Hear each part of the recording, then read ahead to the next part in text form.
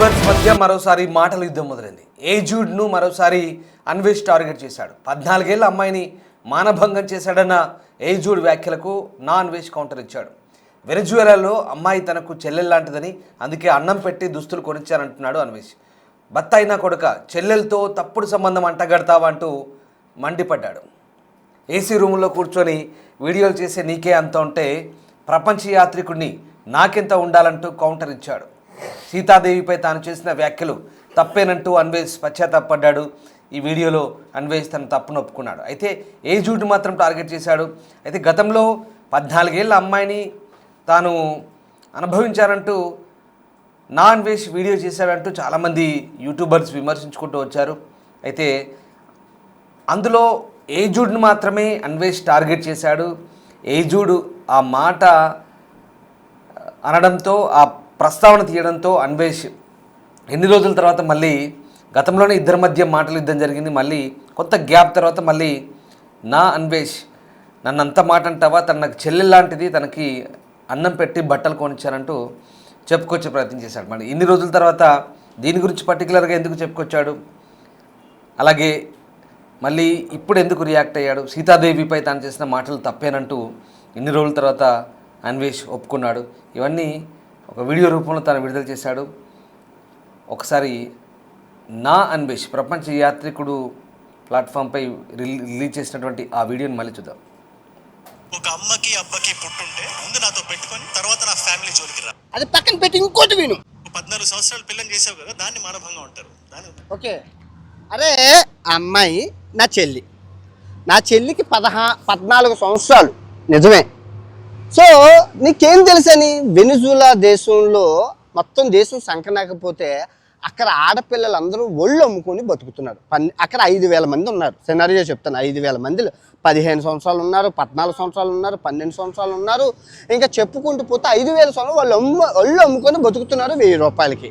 Okay, so నేను అందులో ఒక అమ్మాయిని తీసుకెళ్ళి అమ్మాయికి అన్నం పెట్టి బట్టలు కొని ఆడబడుచులాగా చూసుకొని డబ్బులు ఇచ్చి ఆదరించి పంపిస్తే నువ్వు దాన్ని రేపని చిత్రీకరించో. బత్తాయి నా చాలా చిన్న పిల్లలా ఉంది. ఇంత చిన్న అమ్మాయిని ఎందుకు నాకు ఏడుపు వస్తుంది. మన సంస్కృతి సాంప్రదాయం ప్రకారం ఆడపిల్లలు వస్తే మన ఇంటికి బొట్టు చీర ఆడతాం. ఇక్కడ బొట్టు చీర లేవు, జాకెట్ బొక్క దొరకలేదు, ఇవి దొరికాయి. బులితో ఇది బాగుంది, ఇది నచ్చింది అని అన్నది ఫోన్లే. కానీ బాగుండమ్మా, బాగా చదువుతా, నేను ఇచ్చిన డబ్బులతో బాగా తిన్నా, ముద్దు పెట్టి ఇక్కడ బాగుండు మంచిది. ఎట్లా డైనోసర్ నువ్వు? నువ్వు డైనోసర్ అయితే నేనే ఉండ. ప్రపంచ యాత్రికుడు నా అన్వేషణ. మా అబ్బా ATM సెక్యూరిటీ గార్డు, మా అమ్మ హ్యాండిక్యాప్ హౌస్ వైఫ్. తొడకోట మీసం మేలేసి చెప్తున్నా, ఏసీ రూమ్లో కూర్చొని సోఫా సెట్ మీద కూర్చొని మైక్ ఆన్ చేసుకొని గూగుల్లో 2 ఫోటోలు తీసుకొని సొల్లు చెప్పే నీకే అంతుంటే, ప్రపంచాలు తిరిగి ఖండాంతరాలు దాటి 130 దేశాలు తిరిగి చూసావా లొకేషన్ ఎలాగుందో? ఎండలో తిరిగి పంచభూతాల సాక్షిగా నికాసైన తెలుగుని, అందులోని భారతీయుని నాకెంత ఉండాలరా? మర్చిపోయావా? ఈ డైనోసర్ అట, ఈ డైనోసర్ అయితే చిన్న వార్నింగ్కే ఒచ్చ పోసుకొని నువ్వు వెళ్ళిపోయావు, వీడియో డిలీట్ చేసావు. అంత భయమా? ఏదవన్నారా, ఇంత భయస్తుడు అయ్యుండి వీడియోలు ఎలా చేస్తున్నావురా? ఏదో మేకపోతే గాంభీర్యం ప్రదర్శిస్తున్నావు. ఈ నవ్వులో తెలియలేదా? ఏదా ఇప్పుడు 14 అమ్మాయి రేపు కేసు, మా చెల్లితో అక్రమ సంబంధం అంటగట్టా ఏమంటావా నీ మీద FIRలు? ఇప్పుడు చెప్పురా, మీ ఇంట్లో ఎంత పెద్ద బొక్క పెట్టుకొని నువ్వు నా మీద ఎలా మాట్లాడుతావు? ఇప్పుడు సీతమ్మ తప్పు అయిపోయింది, నోరు క్షమించండి అన్నాను. నేను చేసింది తప్పే, చెప్పే క్రమంలో మాట దొరికింది, టంగ్ స్లిప్ అయింది, నన్ను క్షమించండి అని 10 వీడియోలో మొత్తుకున్నాను. నువ్వు నీ ఉల్లిపాయల కోసం టమాటాల కోసం నన్ను లాగుతావా? అంటే మీ డబ్బుల కోసం మనిషి మారిపోయినా కూడా సూదుల్లో గుచ్చుకొని తింటారా? 3 మిలియన్ వ్యూస్ వచ్చాయి, 3 లక్షల రూపాయలు. ఇంకో వీడియో చేసావు, 1 మిలియన్ వచ్చాయి, 4 లక్షల రూపాయలు. పండగ మీ నాన్నగారికి ఇయ్యు. నాన్నగారు ఒక మనిషిని క్షోభించి కొట్టాం. ఎరా మీ ఇంట్లోనే ఎలాంటి పరిస్థితి ఉంది కదా, నోటు దోలతో నీ తమ్ముడు ప్రణీత్ హనుమంతు కోసం ఎన్ని వీడియోలు చేయమని అడుగుతున్నారు అందరూ? చేయమని అడుగుతున్నారా? చెయ్యాలా వద్దా? ఎరా బత్తాయి ఫ్లైట్ టికెట్ వేస్తావా నాకు? నిత్యం ఫ్లైట్లలో తిరిగి నాకే ఫ్లైట్ టికెట్లు వేస్తావా? నీకు తెలుసా 2025లో నేను 50 లక్షల రూపాయలు పేద ప్రజలకు పంచాను. వెళ్ళి చెక్ చేసుకు అన్నీ ఆన్లైన్లో ఉంటాయి. నేను ఎక్కడా చెప్పలేదు, వాళ్ళే చెప్పుకున్నారు. ఎరా నువ్వు వేస్తానన్న ఫ్లైట్ టికెట్ అదే కొలంబియా నుంచి అదే అమ్మాయికి ఇండియాలో వేసి అదే 14 అమ్మాయిస్ మీద పోక్సో యాక్ట్ మీద వేస్తే నువ్వు నీ తమ్ముడు ఒకే కటకట్టాల్లో ఉంటారు. ఏమంటావా పోక్సో మళ్ళీ పరమంటావా? ఇంకా బత్తాయి రంగు ఈ బత్తాయి భజన ఏం ఉండవు. సోఫాలో కూర్చొని నెలకు 30-40 లక్షలు రావు. ఇంకా పోక్సోలో వెళ్తే ఇంక రావు. ఇప్పుడు మళ్ళీ విను జాగ్రత్తగా. తప్పు ఎవరు చేసినా తప్పే.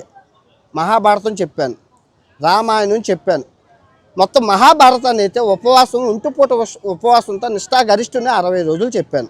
ఓకే, ఇండియాలో ఉన్న దేవాలయాలన్నీ చూపించాను, ప్రపంచంలో ఉన్న దేవాలయాలన్నీ చూపించారు. 130 దేశాలు తిరిగాను. రెస్పెక్ట్ ఇవ్వాలా లేదా?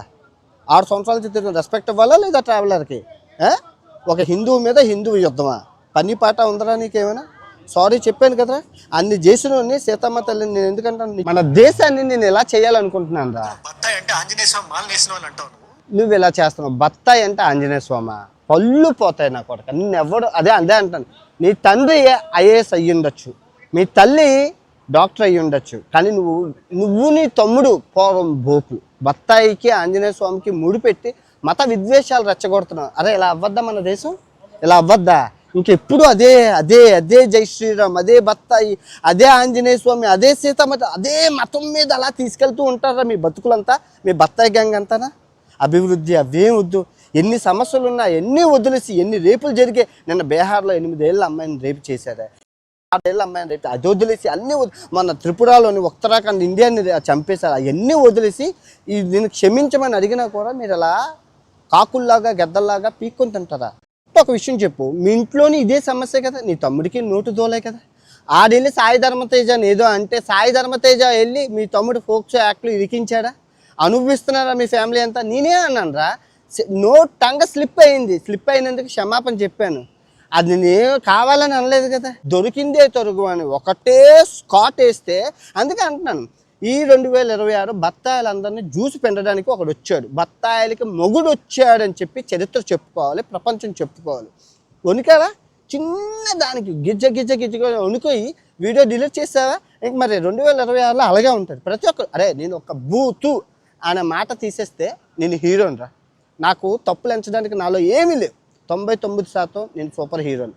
ఒకే ఒక్క తప్పు ఉంది, బూతు. నా నోట్లో నుంచి వచ్చిన బూతు. ఇప్పుడు అది 2026లో ఇంకెప్పుడు వినపడదు.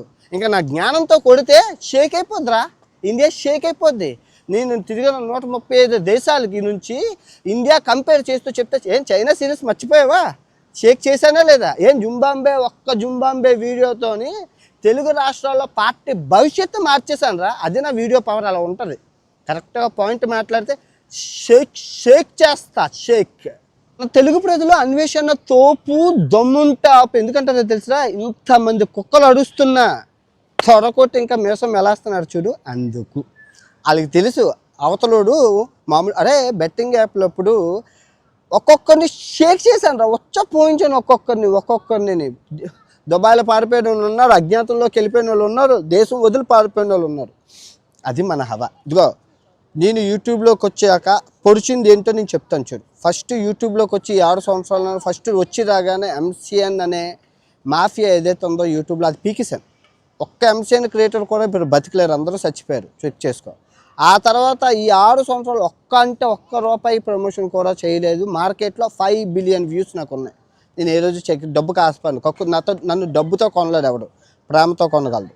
అండ్ 3 ఈ మాఫియా ఏదైతే ఉందో బెట్టింగ్ యాప్ మాఫియా 5 సంవత్సరాల పోరాడి కోకొట్ట వేళతో పిక్కిలించి బయటని పారేశాను. ఒక్కనే చేశాను. వన్ అండ్ ఓన్లీ ఆర్మీ నా అన్వేషణ ఆడే చేశాడు. అన్ని సోర్స్. ఈ క్రమంలో ఎన్నో మందిని తిట్టాను, ఎన్నో మందిని కొట్టాను, ఎన్నో రాజకీయాలు చేశాను. అవన్నీ జుజుబి. బట్ నేను చేసింది నాకు తెలుసు కాబట్టి ఇంకా ఫీల్ ప్రౌడ్. ఇంకా చూసుకుంటే ఈ 6 సంవత్సరాల్లో నేను దానం చేసింది అక్షరాల 80 లక్షల రూపాయలు. ప్రతిదీ మార్కెట్లోనే ఉంది, వెళ్ళి చెక్ చేసుకో. నాన్ వెజ్ ఇచ్చింది అని చెక్ చేసుకుంటూ వస్తాయి, నేనేం చెప్పక్కర్లేదు. ఇంకా last but not list tax. ఇండియాకి NRI స్టేటస్లో ఉన్నా నేను ట్యాక్స్ కడుతూనే ఉంటాను. ఎందుకంటే నాకు హక్కు కావాలి భారతీయుని. అనే హక్కు కోసం కడుతున్నాను. ఒక ఎన్సిసి స్టూడెంట్గా, ఒక భారతీయుడిగా. రాబోయే రోజుల్లో ప్రతి బత్తాయికి జ్యూస్ పిండే కార్యక్రమం ఎలా ఉంటుంది అంటే ఒక్కొక్కడికి రక్తం వచ్చేస్తుంది. అరే ఏంటంటే బత్తాయి, నారింజ. బత్తాయి అంటే స్వీట్ లెమన్. ఏది ఇంగ్లీష్లో అడిగావు కదా బత్తాయి అంటే ఏంటని. బత్తాయి అంటే ఆంజనేయ స్వామి కదరా, బత్తాయి అంటే స్వీట్ లెమన్. అండ్ ఆరెంజ్ అంటే నారింజ. గుర్తుపెట్టుకోరా. బత్తాయికి, నారింజకి, స్వీట్ లెమన్కి లెక్క బొక్కలు ఏ స్కూల్లో చదివావో వెళ్ళి చెక్ చేసుకో. ఓకే. ఇంకా రాబోయే రోజుల్లో భారతీయుడు ఎలా ఉంటాడో, నిజమైన భారతీయుడు సర్వమత సమ్మేళనం సబ్కా మాలకే ఏకే అనే నినాదంతో ముందుకు ఎలా కొట్టుకొని వెళ్తాడో, అన్ని మతాలను ఎలా గౌరవిస్తాడో, బూతు మాటలు ఆడకుండా ఎలా ఉంటాడో చూస్తూ ఉండు. ఓకే. మీ మమ్మీ గారికి, నాన్నగారికి హాయ్ చెప్పానని చెప్పు. ప్రపంచ యాత్ర కోసం నుంచి మలేషియా కౌలాలంపూర్